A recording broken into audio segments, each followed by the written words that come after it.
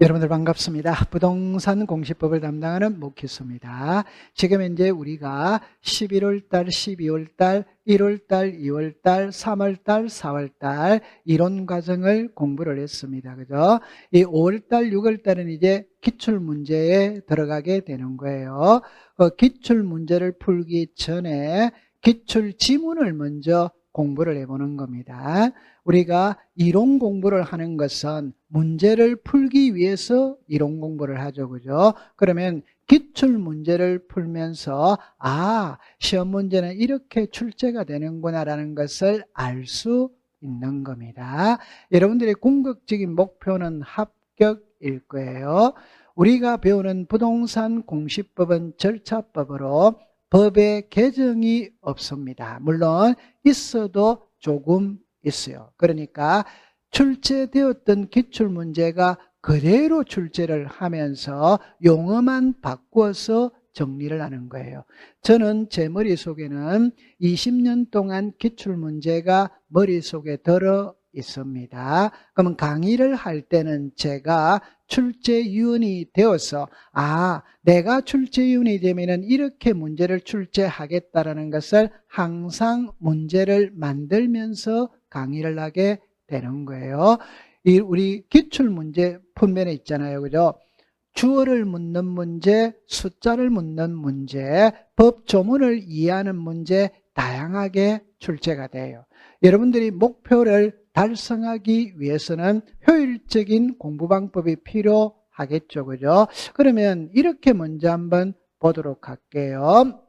지금까지 이 출제 빈도를 먼저 분석을 하는 겁니다. 최근 5년 동안 이 지적 파트와 등기 파트로 나누어 보면은 지적은 있죠. 고루고루 출제를 해요. 고루고루. 그러나 등기는 보니까 1장, 2장은 출제 빈도가 낮죠. 그죠? 3장, 4장은 출제 빈도가 아주 높아요. 이 5장은 가등기, 부기등기만 공부를 하면 됩니다. 그러면 여러분들이 작전 계획을 세울 때는 지적은 전 부분을 공부해야 되는 거구나. 등기는 3장, 4장 중심으로 공부를 하면 되구나. 이렇게 생각하고 접근을 하면 됩니다. 그럼 이거를 조금 더 구체적으로 안으로 들어가 보면은 1장에서는 크게 5개를 배워요. 토지의 등록, 지번, 지목, 경계, 면적이거든. 이 중에 가장 출제 빈도가 높은 부분은 지목이잖아요. 그죠? 지목은 매년 출제를 한다. 이렇게 생각하면 되는 거예요. 그 다음에 2장의 지적 공부에서는 등록사항이 있죠. 토지대장에 등록되는 사항, 대지권 등록부에 등록되는 사항, 등록되는 사항을 주로 출제를 하고 있어요.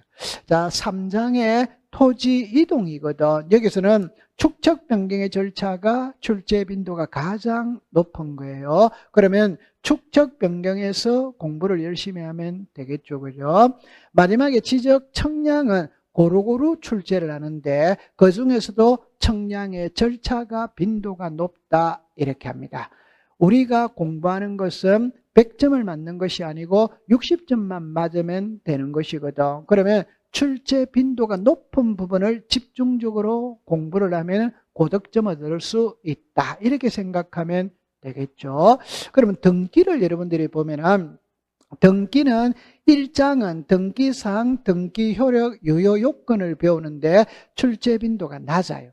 등기 2장, 등기 설비도 출제 빈도가 낮아요. 그러면 이 3장에 보면은 등기 절차 총론입니다. 여기 보니까 등기 신청, 신청 정보, 첨부 정보 이게 전부 다 신청입니다. 신청. 그러면 여기에서 대다수 문제가 출제가 된다. 이렇게 생각하시면 되고 4장의 권리의 등기거든. 권리의 등기는 크게 소유권에 관한 등기와 소유권 이외의 권리에 관한 등기가 나와요. 소유권을 주로 출제를 많이 하고 소유권 이외에도 출제를 많이 해요. 이 중에 소유권 이전 등기가 비중이 높다 이 말입니다. 여러 가지 등기에서는 가등기만 공부를 하면 돼요. 거기서 하나 추가시킨 다음에 부기등기만 공부하면 됩니다. 그러면 여러분들이 먼저 기출문제집을 풀기 전에 어느 부분이 출제 빈도가 높다. 그러면 어느 부분에 집중적으로 공부를 해야 되느냐, 이거를 알고 들어가는 거예요. 그러면 지금까지 기출문제를 보면 있잖아요. 먼저 몇 문제를 한번 이해를 해보는 겁니다. 처음에 법 조문을 묻는 문제가 있어요. 그래서 지적에서 가장 중요한 건 지목이거든. 그 지목 중에 가장 중요한 건 광천지입니다. 광천지. 그럼 여기 보니까 지하에서 온수, 약수, 석유류 등이 용출되는 곳은 광천지로 한다. 운송하는 곳은 광천지에서 제외한다. 이렇게 나오죠. 그러면 출제위원이 시험에 낼 때는 원칙을 낼 것이냐 예외를 낼 것이냐 하면은 예외를 출제를 하는 거예요. 그러면 여기서 1번에 보니까 이래 놨죠. 운송하는 곳은 광천지로 한다. 틀렸죠. 그죠? 운송하는 곳은 광천지에서 제외한다. 그럼 이거를 세 글자를 가지고 지문을 만듭니다. 광천지로 한다 이라면 X입니다. 광천지에서 제외한다면 맞는 지문이죠. 그러면 광천지에서 제외한다는 말은 광천지가 아니라는 말이에요. 그러면 무엇인가 잡종지이다. 이렇게 이해하면 돼요. 또 하나 더 이해를 해본다면은, 자, 지적소관청은 토지 이동에 따라 지상경계를 새로 정한 경우에는 지상경계점 등록부를 작성 관리한다. 이렇게 나오죠. 그럼 여기 보니까 새로 정한 경우에는 지상경계점 등록부를 작성 관리한다는 표현은 맞죠. 근데 올해 시험에 복원하는 경우에는 지상경계점 등록부를 작성한다 이러면 틀린 지문이 되잖아요. 그런데 밑에 보니까 새로 정한 경우에는 경계점 좌표등록부를 작성한다. 틀렸죠. 그죠? 경계점 좌표등록부가 아니라 지상경계점 등록부입니다. 그럼 여기서 부자가 들어가는 것은 장부입니다. 장부. 그러면 지상경계점 등록부에 등록되는 사항이 7개가 있거든. 그럼 그 7개는 우리가 암기를 해줘야 되죠. 소재, 지번, 지목, 경계점의 좌표, 경계점의 위치 설명도, 경계점의 사진 파일, 경계점 표지의 종류, 이런 거는 암기를 해 두셔야 되는 거예요. 자, 그 다음에 이제 숫자가 나오는데, 우리가 배우는 부동산 공시법은 절차법입니다. 절차법이니까 날짜를 중시 여기는 거예요. 그러면 날짜는 꼭 출제를 합니다. 그럼 여기에 보니까 이래 나와 있네요.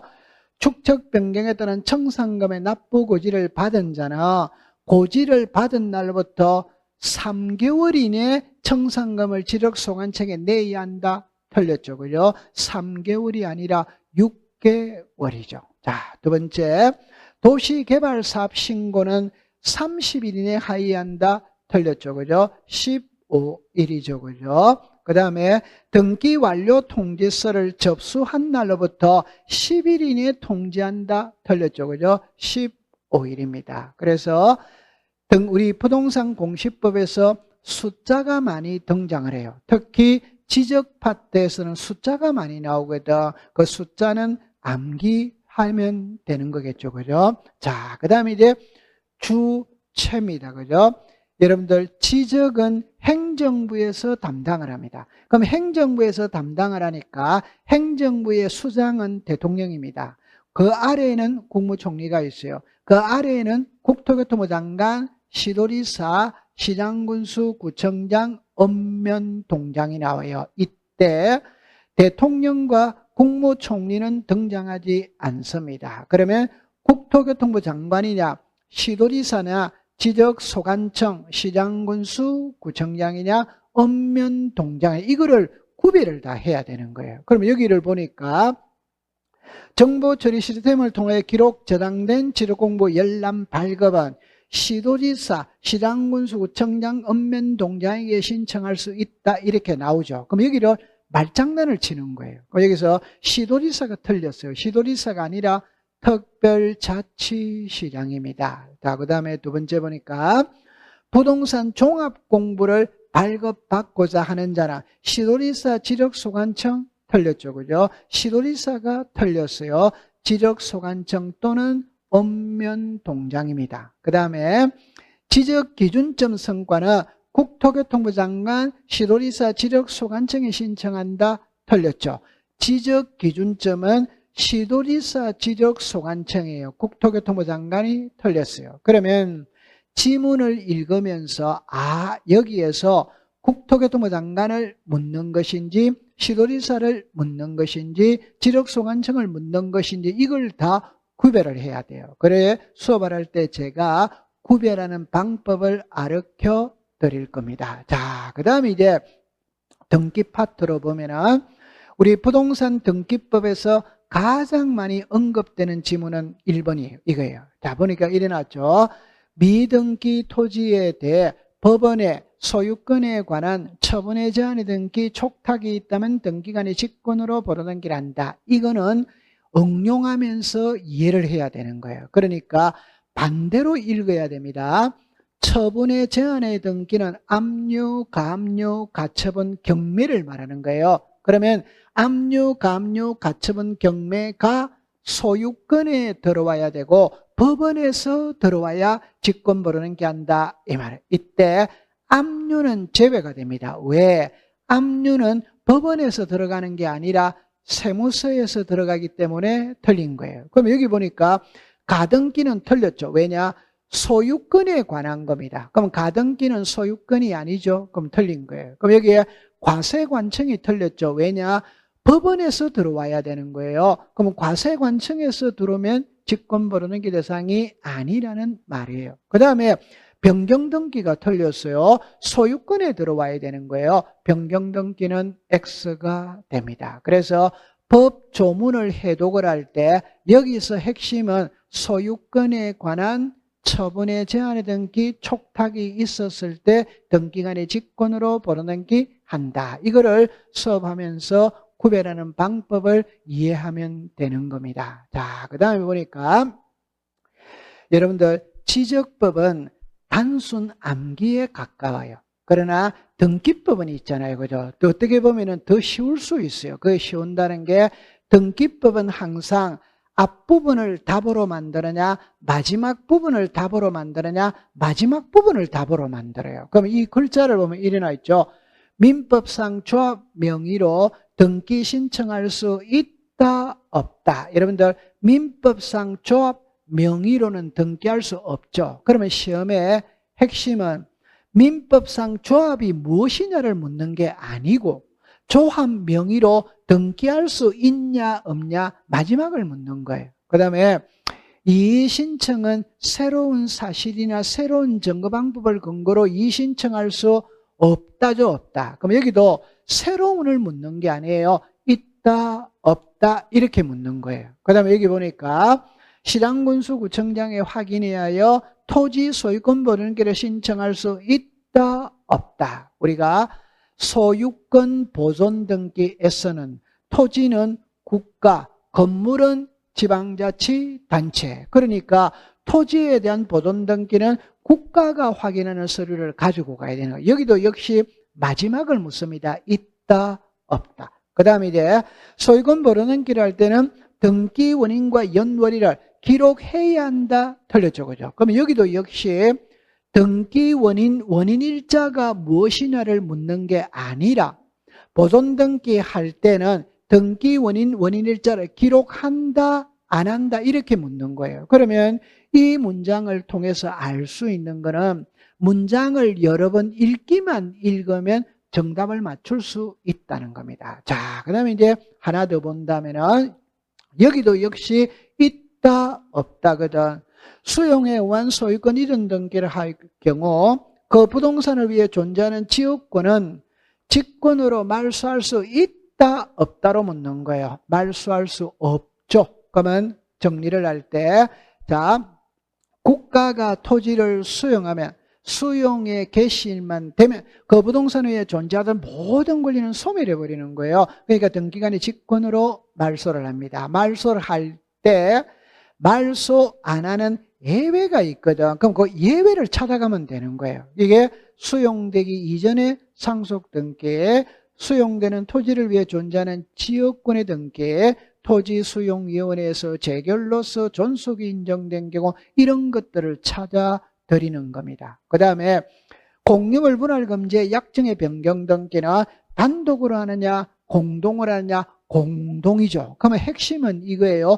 공유물이 들어가면 공유자 전원이가 써야 되는 거야. 그러니까 공동이에요. 그러면 출제위원이 이 자리에 단독이라고 쓰면 X가 되는 것이고 공동으로 쓰면 맞는 지문이 되는 겁니다. 그 다음에 7번에 보니까 임차권 등기 명령에 따라 임차권 등기가 이루어진 경우 임차권 이전 등기를 할 수 있다. 이 있다가 또 틀렸죠. 그죠? 저 모든 권리는 이전이 돼요. 그 이전은 기간 중에 이전을 하는 겁니다. 기간이 끝났다면 권리는 소멸하고 없기 때문에 이전할 수가 없어요. 자, 그럼 마지막에 보니까 건전한권 설정 등기를 신청할 때 채권자 또는 채무자별로 채권 최고액을 구분하여 기록한다. 틀렸죠. 그죠? 구분하여 기록할 수 없는 겁니다. 자, 그러면 등기에서 핵심이 뭐냐 이러면 과정을 묻는 문제는 잘 없어요. 결과를 묻는 문제입니다. 결과는 전부 다 OX입니다. 있다, 없다 이거를 찾아내는 게 시험 문제예요. 그러니까 기출지문을 여러 번 읽으시면 도움이 많이 돼요. 자, 그 다음에 이제 주체가 나오는데 여러분들 이 주체는 이제 글자를 바꾸는 거예요. 그럼 바꾼다는 말은 소유권 보존 등기나 소유권 이전 등기냐 합유냐 공유냐 이런 걸 구별하는 걸 시험에 내는 겁니다. 먼저 보니까 규약상 공용부분의 뜻을 정한 규약을 폐지한 경우 그 부동산을 취득한 자는 지체 없이 소유권 이전 등기를 하느냐 소유권 보존 등기를 하느냐 소유권 보존이죠. 그죠? 그러면 여기 있는 글자를 이전 등기냐 보존 등기냐 이렇게 출제를 하는 거예요. 그 다음 밑에 보니까 부동산이 5개 이상일 때 등기 신청인은 공동담보 목록을 작성한다. 틀렸죠. 그죠? 공동담보 목록은 신청인이 작성하는 게 아니라 등기관이 작성을 하죠. 자, 그 다음에 보니까 3번에 가등기를 명하는 법원에 가처분 명령이 있다면 법원에 촉탁으로 하느냐 단독 신청으로 하느냐 단독 신청이죠. 여러분들 가처분은 법원에서 하는 겁니다. 그러면 가처분 명령은 법원에서 명령서를 발부받아서 내가 간다는 이야기예요. 그 다음에 4번에 보니까 수탁자가 여러 명인 경우에는 합유로 등기하느냐 공유로 등기하느냐 합유예요. 그럼 여기에 노란 글자가 나와 있죠. 그럼 출제위원이 항상 시험 문제를 낼 때는 이 글자를 바꾸는 게 출제 경향입니다. 그래서 이런 것들은 여러분들이 우리가 여러 가지 기출문제를 풀어봄으로써 거기에 대응을 하면 되는 거예요. 그러면 저는 앞으로 수업을 할 때 어떻게 공부를 할 거냐 이러면은 자, 여러분들이 먼저 이 그림을 보면 있잖아요. 이렇게 되거든. 좌측편이 있죠. 이 좌측편에는 이론을 나오는 거예요. 그 요 이론을 설명을 하는 부분이 우측편입니다. 그 이 설명을 하는 부분은 여러분들이 동영상을 들으면서 필기를 해야 되잖아요. 필기할 부분을 미리 필기를 다 해놔 놓는 거예요. 그럼 여러분들은 여기에서 틀린 부분과 맞는 부분을 체크만 해가면 되는 겁니다. 그 체크도 붉은 글자 표시로 색깔을 다 입혀놨죠. 그러니까 여러분들이 공부하기가 아주 수월해지는 거예요. 그 다음에 우리가 이제 등기 파트가 있잖아요. 그죠? 그럼 등기 파트에는 그림이 중요하거든. 그럼 여러분들 여기서 왼쪽은 내용이고 오른쪽은 내용을 설명하는 게 나와요. 그러면 제가 가지고 있는 가장 커다란 특징 중에 하나는 두 개를 구별하는 겁니다. 그래서 X 내용, O 내용. 그 다음에 여기에 또 하나를 더 본다면은 등기는 있잖아요. 그림을 그리면서 공부를 해야 되는 거예요. 그러면 여기에 좌측편에 나와 있는 내용을 오른쪽에서 그림으로서 설명을 합니다. 그러면 여기서 보면은 암기해야 될 부분, 이해하여야 할 부분, 출제를 할 때 정답으로 만든 부분을 구별을 다 해야 돼요. 그럼 여기 보니까 가처분이죠.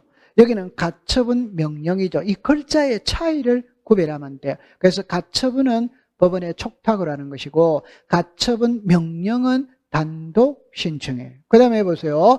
이의신청을 할 때 가처분 명령을 할 때 주소지 관할지방법원에다가 가처분 명령을 신청하느냐, 부동산 소재지 관할지방법원에다가 가처분을 신청하느냐, 부동산 소재지죠. 그러니까 항상 출제인이 시험 문제를 낼 수 있는 거를 두 개 이렇게 해가지고 이걸로 쓰면 X가 되는 것이고 이렇게 표시를 하면 O가 된다는 것을 정리를 여러분들한테 해드리는 거예요. 그래서 공시법의 기출문제의 가장 큰 특징은 좌측에는 내용이 나오고 우측에는 그 내용을 설명하는 내용 필기가 미리 다 되어져 있는 거예요. 그러면 이거를 3번만 딱 읽는다면 여러분들은 100점으로 합격하는데 이상이 없는 겁니다. 공부하는데 가장 합격의 지름길은 반복학습이죠. 이 반복학습에서 내용을 읽으면서 주어가 무엇이고 목적어가 무엇이고 동사가 무엇이냐, 어떤 내용에서 포인트를 집어서 출제의 정답으로 만드느냐, 그런 걸 분석을 잘해야 됩니다. 그 분석은 제가 기출지문 특강을 하면서 분석을 다 해드리는 겁니다. 그래서 여러분들이 제 기출지문 특강을 들으신다면 부동산 공시법은 누구나 100점을 맞을 수 있어요. 특강 시간에 뵙도록 하죠. 고생을 했습니다.